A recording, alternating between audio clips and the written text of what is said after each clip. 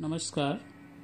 आज हम इस वीडियो में ये सीखेंगे कि स्कोप रेजोल्यूशन ऑपरेटर जो होता है उसका कहाँ कहाँ उपयोग होता है C++ के अंतर्गत। ओके, तो स्कोप रेजोल्यूशन ऑपरेटर जो है आपका, जैसा कि यहाँ पर बना हुआ है निशान आपका, ये सिंबल है स्कोप रेजोल्यूशन ऑपरेटर का। आप इस तरह से 4 डॉट्स यूज़ करेंगे, इसे स्कोप रेजोल्यूशन ऑपरेटर कहा जाता है। ओके, चलिए तो देखिए स्कोप रेजोल्यूशन ऑपरेटर का जनरली जो उपयोग होता है वो कहाँ होता है। ओके, जैसे हम बात करते हैं वेरिएबल ग्लोबल एंड लोकल, है ना, ये 2 वेरिएबल की हम बात करते हैं। एक तो लोकल वेरिएबल होते हैं, ग्लोबल हमेशा किसी पर्टिकुलर ब्लॉक में नहीं रहते हैं। ओके, यानी जो यदि आपने कहीं मेन फंक्शन बना रखा है तो मेन ब्लॉक के बाहर यानी मेन फंक्शन के पहले वो जो वेरिएबल बनते हैं उसे ग्लोबल, जो कम्प्लीटली प्रोग्राम में हर जगह एक्सेस होगा, चाहे भले फंक्शन हो चाहे मेन प्रोग्राम की बॉडी हो। और लोकल एक पर्टिकुलर ब्लॉक तक सीमित रहते हैं, कहीं पे भी, जैसे मेन का ब्लॉक हो गया या कहीं आपने इंटरनल कोई ब्लॉक बना रखा है ना, कर्ली ब्रेसेस का यूज करते हुए, तो वहाँ पर इसका उपयोग किया जाता है। ओके, तो उन्हें लोकल वेरिएबल कहा जाता है। तो जनरली स्कोप रेजोल्यूशन ऑपरेटर का यदि अपन बात करें तो स्कोप रेजोल्यूशन ऑपरेटर के थ्रू हम किसी ग्लोबल वेरिएबल को एक्सेस कर सकते हैं। ये उस केस में होता है जब आप कहीं ग्लोबल और लोकल वेरिएबल दोनों को सेम नाम से बना देते हैं और ये कन्फ्यूज़न नहीं रहे कि कहाँ पर आपको ग्लोबल एक्सेस करना है और लोकल एक्सेस करना है। तो ग्लोबल एक्सेस करने के लिए आप वहाँ पर स्कोप रेजोल्यूशन ऑपरेटर का उपयोग करेंगे। ओके, तो सिंपल सा मैं एक डिस्कशन यहाँ पर, ठीक है, जो किया मैं लिख लेता हूँ आपका, कि you can use scope resolution operator to access the global variable. ठीक है, if you have a local variable with the same name. Okay, यदि सेम नेम का लोकल वेरिएबल बना रखा है और ग्लोबल भी उसी नाम का वेरिएबल है, तो उसके लिए आप वहाँ पर ग्लोबल को एक्सेस करने के लिए स्कोप रेजोल्यूशन ऑपरेटर का यूज़ करेंगे। यदि वहाँ स्कोप रेजोल्यूशन का यूज़ न करते हुए आप डायरेक्ट किसी उसी वेरिएबल का नाम लिखते हैं तो वहाँ पर लोकल की प्रायोरिटी ग्लोबल के कंपैरिजन में हाई होती है, तो वहाँ पे लोकल वेरिएबल आपको मिलेगा। ओके, तो मैं यहाँ लिख लेता हूँ कि you can use scope resolution operator to access global variable। Okay, to access global variable। अब किसके कंपैरिजन में, कि if you have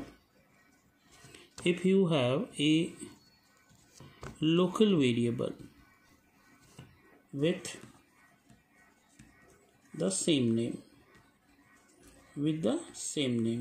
okay, with the same name of global variable. ठीक है, तो एक्सेस करने का जो तरीका होगा, वो सिंटैक्स होगा, वो कुछ इस तरह से होगा आपका, ये ऐसे इसका, कि आप कहीं पे भी ग्लोबल को एक्सेस करना चाहते हैं तो इसका आप रेजोल्यूशन यूज़ करेंगे और वहाँ पर आप उस वेरिएबल का नाम लिखेंगे जो ग्लोबल होगा आपका। ठीक है, इस तरह से। चलिए इसको अपन एक प्रोग्राम के थ्रू मैं आपको समझाने की कोशिश करता हूँ। जैसे मान लीजिए हमने एक प्रोग्राम लिखा, सिंपल सा प्रोग्राम है आपका, जैसे हैज़ इंक्लूड। ओके, C++ का प्रोग्राम हम यहाँ पे लिख रहे हैं, केवल ग्लोबल और इसको कैसे एक्सेस किया जाता है उस कंपैरिजन के लिए, उस चीज़ को समझने के लिए। ओके, चलिए तो देखिए हमने यहाँ पर एक वेरिएबल बनाया, जैसे इंटीजर टाइप का, मान लीजिए G बनाया, जिसमें हमने 100 वैल्यू रखी। ओके, और यहाँ पर हमने वाइट मेन कर दिया। ठीक है, आप इंट मेन भी लिख सकते हैं। ओके, चलिए अब यहाँ पर आए और यहाँ आके हमने क्या किया कि सिंपल एक वेरिएबल बनाया, जैसे मान लीजिए P बना दिया। ओके, और यहाँ पर P बना के हमने जैसे यहाँ पे G रख लिया, इसे इनिशियलाइज किया। तो देखिए इस P को बनाने से पहले कोई वेरिएबल नहीं है, केवल G के अलावा, है ना। तो यहाँ पर ग्लोबल वेरिएबल जो बना रखा है, बिना किसी स्कोप रेजोल्यूशन के P के अंदर वैल्यूज आ जाएगी। और अब यहाँ पर हम एक सेम नाम का वेरिएबल बनाते हैं, उसमें हमने 50 डाल दिया। ओके, तो अब देखिए ये मेन के पहले हैं, ये मेन के बाद है, तो ये जो वेरिएबल होगा वो आपका ग्लोबल होगा, ग्लोबल वेरिएबल। ठीक है, ये ग्लोबल होगा और ये मेन के बाद है, इसलिए ये इस ब्लॉक का लोकल होगा, इसलिए इसे लोकल वेरिएबल कहा जाएगा। ठीक है, इस तरह से। चलिए हमने यहाँ पर ऐसा किया, यहाँ एक और ब्लॉक ले लिया और इस ब्लॉक के अंदर हमने यहाँ पर इंट जी एक वेरिएबल बना के उसमें 20 डाल दिया, तो ये इस ब्लॉक के लिए लोकल होगा। Okay, local to this block, local variable. Okay, इस तरह से। अब यहाँ पर देखिए, जैसे हमने सपोज कीजिए सी आउट यूज़ किया और सी आउट के अंदर हमने एक मैसेज प्रिंट कराने की कोशिश की जी। ओके, तो ये इस जी को प्रिंट करेगा क्योंकि ये इस ब्लॉक के लिए लोकल है। ओके, इस लोकल को इसको यूज़ नहीं करेगा वो, ठीक है। ऐसे सपोज कीजिए यहाँ से आप बाहर आके और बाहर आके यहाँ पर आपने फिर वहाँ पे प्रिंट कराने की कोशिश की जी को, है ना। सेम मैं यहाँ लिख देता हूँ जैसे सी आउट। ओके, यहाँ पे ये आपने जी को प्रिंट कराने की कोशिश की, तो यहाँ पे जो जी प्रिंट होगा आपका कौन सा होगा, ये वाला जी, ठीक है। क्योंकि इस ब्लॉक के शुरू होते समय और जैसे इस ब्लॉक से कंट्रोल बाहर आया ये वेरिएबल सीज हो जाएगा। ओके, तो ये लोकल आपका इस ब्लॉक तक सीमित रहेगा। अब ये मेन ब्लॉक आपका आ रहा है, इस ब्लॉक में कौन सा एक्टिव हो जाएगा, जी। ओके, इस तरह से। तो यहाँ पर जी में आपको 50 मिलेगी। सपोज कीजिए यहाँ पर आप पी को प्रिंट कराने की कोशिश करते हैं, तो पी के अंदर जो वैल्यू मिलेगी वो आपको कौन सी मिलेगी, 100 मिलेगी। क्योंकि पी यहाँ बना हुआ था, इससे पहले केवल एक ग्लोबल ही था आपका। ओके, तो इस ग्लोबल वेरिएबल की वैल्यू पी के अंदर स्टोर हो जाएगी 100 और यहाँ पर आपको 100 मिलेगा।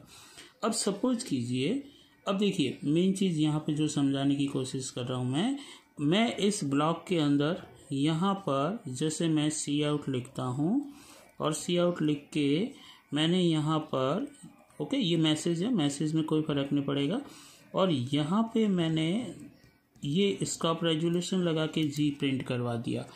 तो यहाँ जो स्कोप रेजोल्यूशन लगा तो यहाँ ग्लोबल वेरिएबल को वो डायरेक्ट एक्सेस करेगा और यहाँ 100 प्रिंट हो जाएगा। ओके, स्कोप रेजोल्यूशन लगाने की वजह से आपको यहाँ पे 100 मिलेगा। ओके, चलिए अब यहाँ पर भी जैसे मान लीजिए हम यहाँ पर आ गए और यहाँ पर भी मैं ग्लोबल वेरिएबल को एक्सेस करना चाहता हूँ। ओके, और मैंने स्कोप रेजोल्यूशन लगा के जी को प्रिंट करवाया, तो यहाँ पे भी मुझे जो आपका जी था, है ना, इस ब्लॉक के लिए जो लोकल था वो एक्सेस नहीं होके आपको कौन मिलेगा, ग्लोबल वेरिएबल मिलेगा। ओके, इस तरह से। Clear? Then get ch program को यहाँ टर्मिनेट करते हैं यहाँ पे। तो देखिए एक बार इस प्रोग्राम की सिंपल सी मैं आपको ट्रेसिंग वापस से बता देता हूँ। देखिए, तो ये तो आपका ग्लोबल वेरिएबल हुआ, प्रोग्राम से यहाँ से स्टार्ट हुआ आपका फ्लो, ठीक है। जी बना, यहाँ पे मेन पी असाइन जी। ओके, तो पी जो वेरिएबल बनेगा तो उसके अंदर जी यानी कि 100 वैल्यू स्टोर हो जाएगी। ओके, इस तरह से। अब यहाँ जी असाइन 100, यहाँ जी में 50, जी असाइन 50, तो यहाँ जी के अंदर 50 आ गया आपका। ओके, ये इसका लोकल वेरिएबल हो गया। अब ये एक ब्लॉक शुरू हुआ, इस ब्लॉक में एक और वेरिएबल आपने बना दिया। ओके, जी, जिसमें 20 वैल्यू चली गई आपकी, ठीक है। ये इस ब्लॉक का लोकल हो गया। अब यहाँ पे देखिए प्रिंटिंग दिया हमने जी, तो यहाँ पे जी है ना, जी की वैल्यू क्या आएगी, ये ब्लॉक के अंदर ये लोकल है तो यहाँ पे 20 वैल्यू मिलेगी आपको। जैसे यहाँ पे आया, ये केवल मैसेज है यहाँ पर, ठीक है, इससे कोई फ़र्क नहीं पड़ेगा, मैसेज है समझाने की पर्पज़ से। यहाँ पर आपको जैसे ये स्कोप रेजोल्यूशन ऑपरेटर लगा के ग्लोबल को हमने एक्सेस करने की कोशिश की है, तो यहाँ स्कोप रेजोल्यूशन लगाते ही जी जो है यहाँ पे अपनी वैल्यू कौन सी लेगा, जो ग्लोबल वेरिएबल की थी। ओके, तो यहाँ पर आपको 100 मिलेगा, ठीक है। इस तरह से जैसे इस ब्लॉक से बाहर आए, ये वेरिएबल अंदर जो भी बना है वो सीज हो जाएंगे, सी आउट जी। ओके, तो यहाँ पर जी की वैल्यू कौन सी मिलेगी, इस ब्लॉक का लोकल कौन था, है ना, ये रहा, देखो जी असाइन 50, तो यहाँ पर आपको 50 वैल्यू मिलेगी। पी की वैल्यू नेचुरली जो पहले आपने शुरू में दी थी, है ना, तो वहाँ पर वो 100 आपको मिलेगा। क्यों मिलेगा, क्योंकि इस पी के पहले कोई वेरिएबल जी नहीं था, ठीक है, तो वहाँ पर स्कोप रेजोल्यूशन लगाने की ज़रूरत नहीं है, जी अकेले ही था, तो वो उसकी वैल्यू एक्सेस कर लेगा बिना स्कोप रेजोल्यूशन के। अब देखिए यहाँ पर आए हैं, वापस से हमने यहाँ पे जी ओके स्कोप रेजोल्यूशन लगाया, तो ये डायरेक्ट 100 को एक्सेस करेगा, यानी ग्लोबल वेरिएबल की वैल्यू को एक्सेस करेगा। ओके, तो इस तरह से ग्लोबल वेरिएबल को एक्सेस करने के लिए स्कोप रेजोल्यूशन ऑपरेटर का जनरली उपयोग किया जाता है। और ये स्कोप रेजोल्यूशन ऑपरेटर जो होता है वो हमने एक और भी एग्जांपल में देखा था जब हमने क्लासेस बनाई थी। तो क्लासेस के अंतर्गत हमने क्या देखा था, किसी भी फंक्शन को हम यदि क्लास के आउटसाइड डिफाइन करना चाहते हैं तो क्लास के आउटसाइड डिफाइन करने के लिए भी हमें स्कोप रेजोल्यूशन ऑपरेटर का उपयोग जनरली वहाँ पे करवाया जाता है। ओके, तो इस तरह से हमने दो उपयोग देखे हैं स्कोप रेजोल्यूशन के अभी तक। एक तो किसी ग्लोबल वेरिएबल को एक्सेस करने के लिए, और कि दूसरा हो गया क्लास के बाहर यदि किसी फंक्शन को हम डिफाइन करना चाहते हैं तो वहाँ पर उस फंक्शन को डिफाइन करने के लिए स्कोप रेजोल्यूशन का ऑपरेटर का उपयोग किया जाता है। ओके, तो भली बात ही इस चीज़ को आपने समझा होगा। स्कोप रेजोल्यूशन ऑपरेटर इंपॉर्टेंट है, ये जनरली एग्जाम में पूछा जाता है, तो आप एग्जाम्पल के थ्रू इसको समझा सकते हैं। Thank you.